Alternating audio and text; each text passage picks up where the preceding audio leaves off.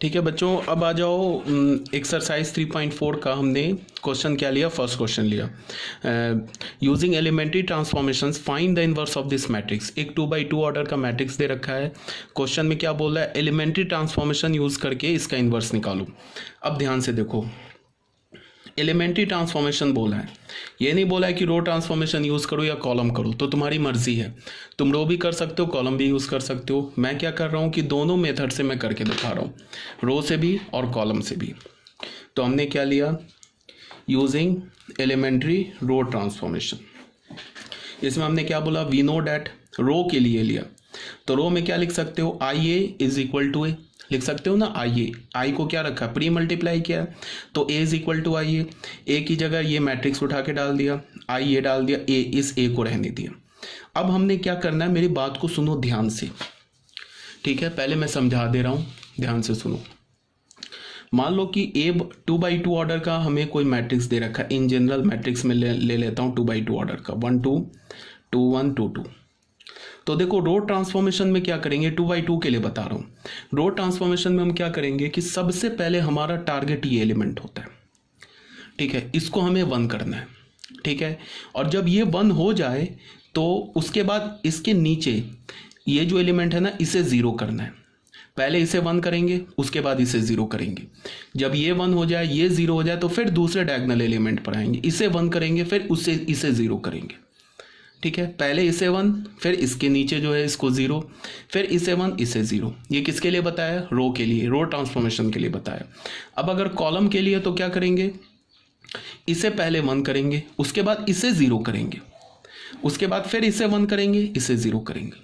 मतलब क्या है, तुम ऐसे देखो 3x3 ऑर्डर के लिए मान लो कि हमारे पास कोई मैट्रिक्स दे रखा है, A11 A12 A13 A21 A22 A23 A31 A32 A33, ठीक है। इसका बोला है एलिमेंट्री ट्रांसफॉर्मेशन यूज करके तुम्हें इसका इन्वर्स निकालो। तो एलिमेंट्री ट्रांसफॉर्मेशन में हम क्या यूज कर सकते हैं, रो ट्रांसफॉर्मेशन और कॉलम ट्रांसफॉर्मेशन।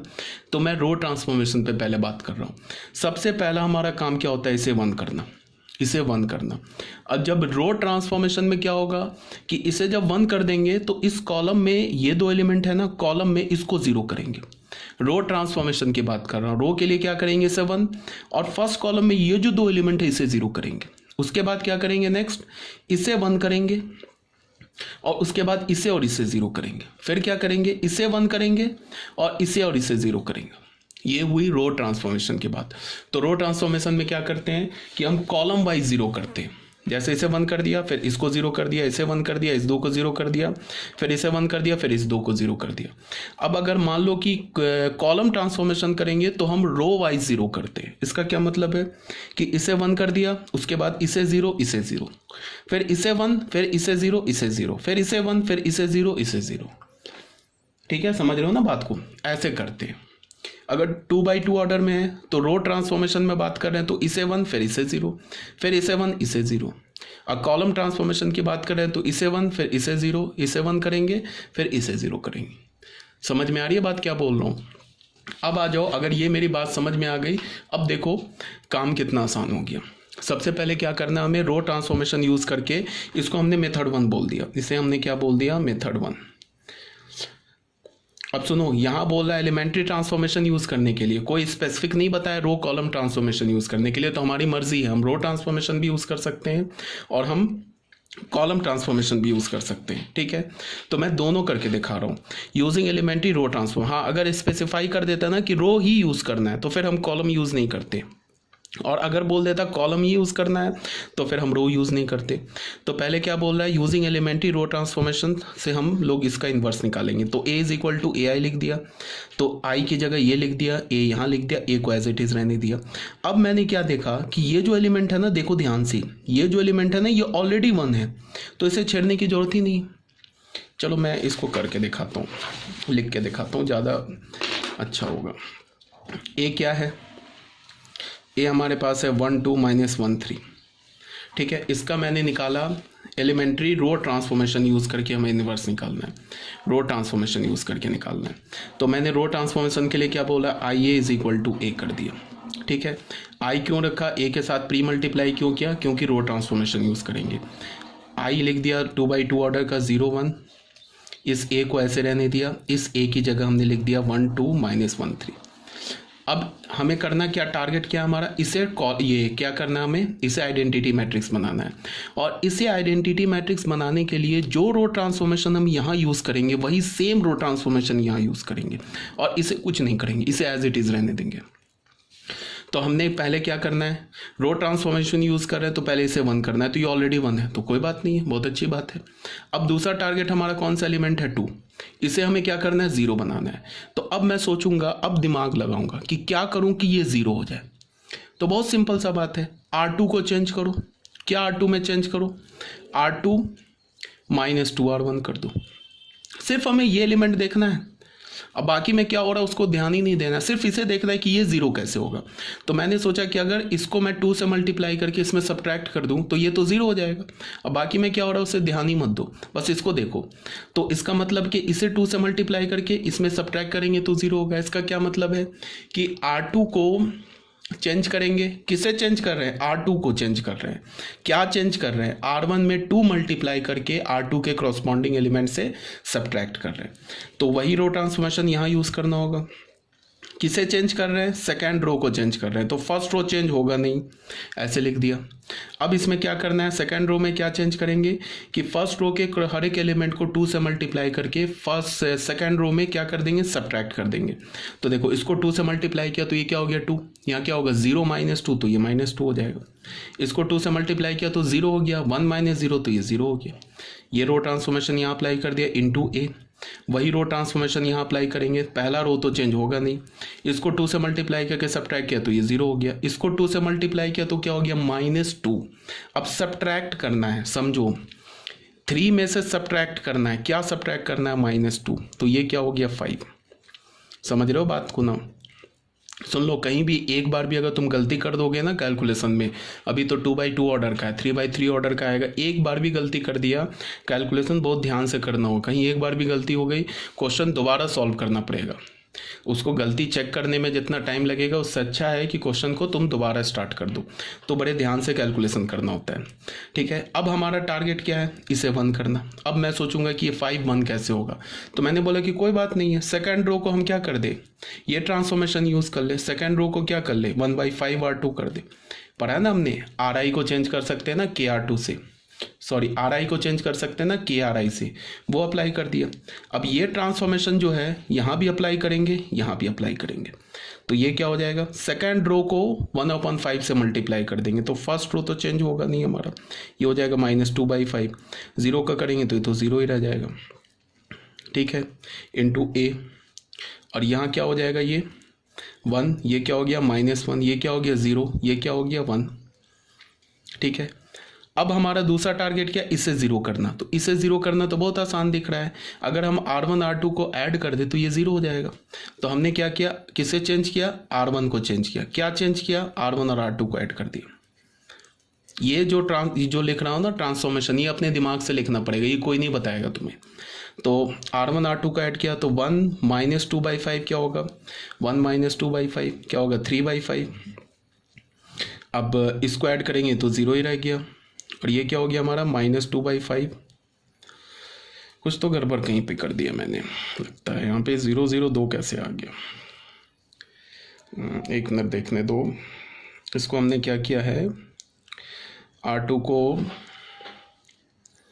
यहाँ पहले मैंने क्या कर दिया, 1 तो है ही, इसको R2 को चेंज किया -2 R1, तो 2 से किया 0 हो गया, 2 किया तो -2, 3 -2 5 हो गया, ठीक है। इसमें भी वही ट्रांसफॉर्मेशन लगाया, 2 से मल्टीप्लाई किया तो ये -2 हो गया, 2 से मल्टीप्लाई किया, सॉरी वही तो बोल रहा हूँ, गलती कहाँ हो रही है, ये 1 है ना, ये भी 1 है बच्चे, ठीक है।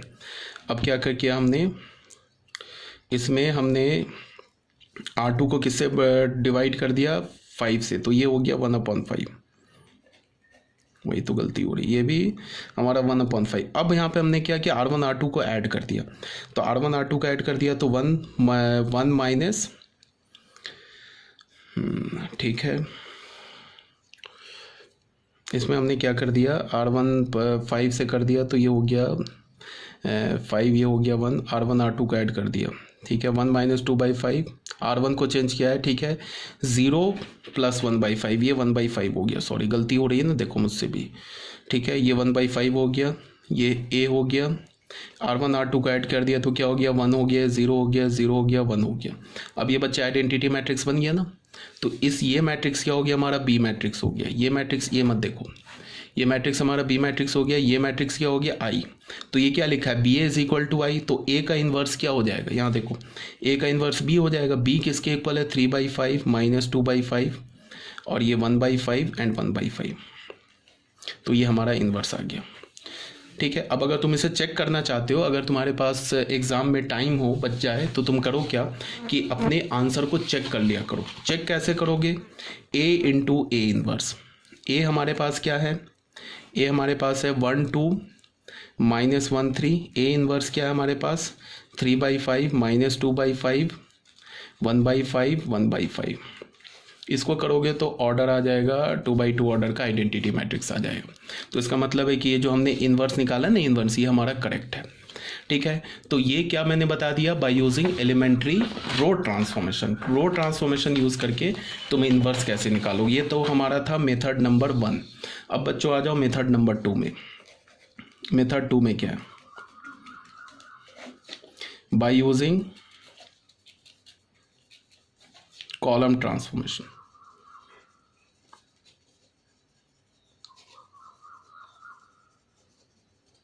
कॉलम ट्रांसफॉर्मेशन में हम कैसे लिखते हैं, ए आई को पोस्ट मल्टीप्लाई करते इज इक्वल टू ए, ठीक है। इस ए के साथ तो कुछ करेंगे नहीं, आई यहाँ पे रख दिया 1 0 0 1, और ए हमारे पास क्या मैट्रिक्स गिवन है, 1 - 1 2 3, 1 - 1 2 3। अब हमारा टारगेट क्या है, इसे आइडेंटिटी बनाना। तो आइडेंटिटी बनाने के लिए हमने देखा इस एलिमेंट पे है, ये तो ऑलरेडी 1 है, तो बहुत अच्छी बात है, कोई प्रॉब्लम नहीं है।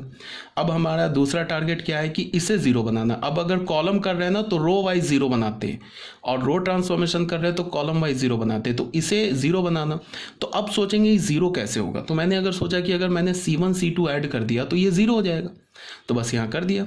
किसको चेंज किया हमने, C2 को चेंज किया। क्या किया C2 में, C2 में C1 कॉलम ऐड कर दिया। तो वही काम यहाँ भी करेंगे। C2 रो चेंज हुआ है, C2 चेंज हुआ, देखो ये चेंज होता है जो पहला पहला लिखा होता है, पहला कॉलम चेंज नहीं होगा। तो पहला कॉलम तो 1 0 छोड़ दिया। अब इसमें C1 के क्रॉसपॉन्डिंग एलिमेंट ऐड कर दिया तो ये 1 हो गया, 0 + 1 ये 1 हो गया।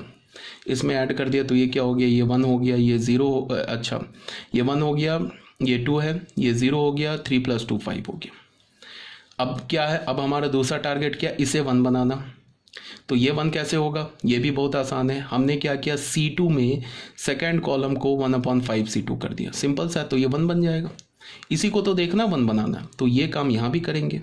ए सेकेंड कॉलम को 5 से डिवाइड कर देंगे तो ये हो जाएगा 1/5, ये भी हो गया 1/5। ये क्या हो जाएगा, ये 1 2 तो रह जाएगा फर्स्ट कॉलम, ये 0 रह जाएगा, ये 1 हो गया, ठीक है। अब हमारा इसमें टारगेट क्या, इसे 0 बनाना। तो ये 0 कैसे बनेगा, अगर मैंने C1 कॉलम को चेंज किया, C1 कॉलम को चेंज किया, क्या किया, C1 में सब्ट्रैक्ट किया, 2 C2 कर दिया, तो ये 0 बन जाए। इसे देखो बस 0, ये कैसे बनेगा, बाकी मत देखते चलो, बाकी खुद से होता रहेगा, सेट हो जाएगा, वो आइडेंटिटी मैट्रिक्स आ जाएगा, ठीक है ना। तो इसके लिए क्या किया, ए किसको चेंज कर रहे हैं, C1 कॉलम को। क्या कर रहे हैं, C1 C2 में 2 मल्टीप्लाई करके C1 के क्रॉसपॉन्डिंग एलिमेंट से सब्ट्रैक्ट कर रहे हैं। तो ये क्या हो जाएगा, यहाँ पे मैं रफ में कर रहा हूँ, 1 - 2/5, ये क्या हो जाएगा, 3/5 हो गया। अब यहाँ पे अगर 2 मल्टीप्लाई करूँ तो ये क्या हो जाएगा, 2/5, 0 - 2/5 तो ये -2/5, और ये तो चेंज होगा नहीं, 1/5 1/5 रह जाएगा। और ये क्या बन जाएगा, आइडेंटिटी मैट्रिक्स 1 0 0 1। तो जैसे ही आइडेंटिटी मैट्रिक्स बन गया, ये इन्वर्स हो गया। ये क्या लिखा है, इसको B मान लो, तो ये क्या लिखा है, AB = I, ठीक है। तो A का इन्वर्स क्या हो जाएगा, B, और B किसके इक्वल है, 3/5 - 2/5 1/5 1/5। तो ये हमारा क्या हो गया, आंसर आ गया, ठीक है। तो आई थिंक ये आपको आ रहा होगा समझ में क्या बोल रहा हूँ मैं।